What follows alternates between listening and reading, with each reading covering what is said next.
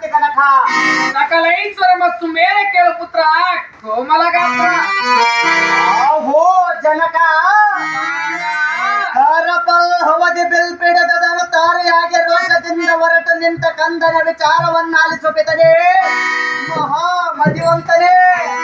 ಆಹೋ ಪುತ್ರ ಜನಕ ಯಾವ ಮಂಗಲದ ಮಹತ್ ಕಾರ್ಯ ಸಾಧಿಸಲು ಕರಪಲ್ಲವದಿ ಬಿಲ್ಲು ಹಿಡಿದು ತಾನು ದಾರಿಯಾಗಿ ಈ ಪಿತನ ಆಜ್ಞೆಯಂ ತಡೆಯದೆ ಗಟ್ಟಿನಿಂದ ಹೋಗುವುದಲ್ಲಿಗೆ ಸುತನೆ ಆಹೋ ಜನಕ ಈ ದಿಕ್ಕು ವಲಯದೊಳರು ಕ್ರಾಂತಿತನಾಗಿ ಮುನ್ನಕ್ಕೆ ಬರುವ ಬಂಡರೊಳ ಜಗತ್ಬಂಧನಾದ ಕ್ಷತ್ರಿಯದವ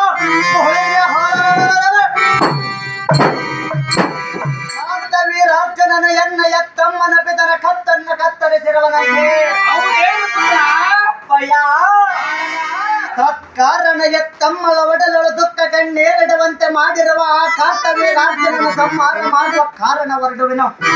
ಈಚ ನಮ್ಮಲಿಸಿ ಬಾ ಎಂದು ನನಗೆ ಆಶೀರ್ವಾದವ ಮಾಡು ತಂದೆ.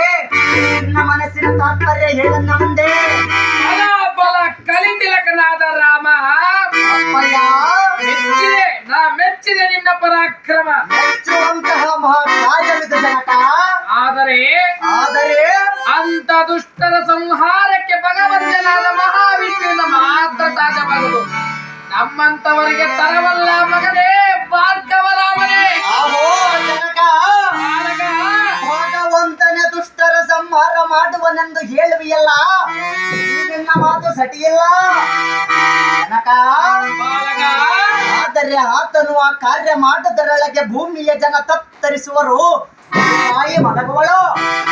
ಈ ತಕ್ಷಣವೇ ಚಿತ್ತನಾಗಿ ಹೋಗುವ ನನಗೆ ಅಪ್ಪಣೆಯ ಕೊಡು ಜನಕ. ಜಗದ್ ವಿಖ್ಯಾತಿ ಕಾಂತಿ ಕನಕ ಕುಮಾರ ಅಪ್ಪಯ್ಯ. ನಿನ್ನಿಚ್ಛೆಯಂತೆ ಆಜ್ಞೆಯನ್ನು ಕೊಡುವೆನು. ಹೇಳುವೆನು ಚೆನ್ನಾಗಿ ಹೇಳು ತಂದೆ.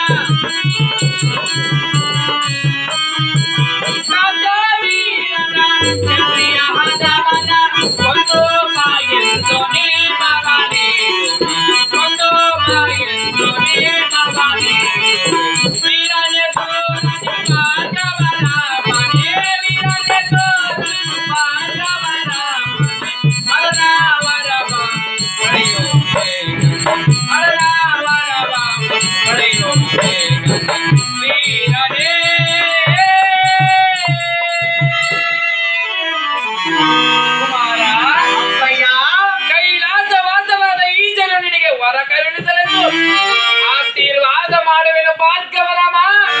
ಆ ಶತ್ರುವಿನಳು ತೋರಿಸು ನಿನ್ನ ಪರಾಕ್ರಮ. ನಿನ್ನ ಇಷ್ಟದಂತಾಗಲಿ ತಂದೆ.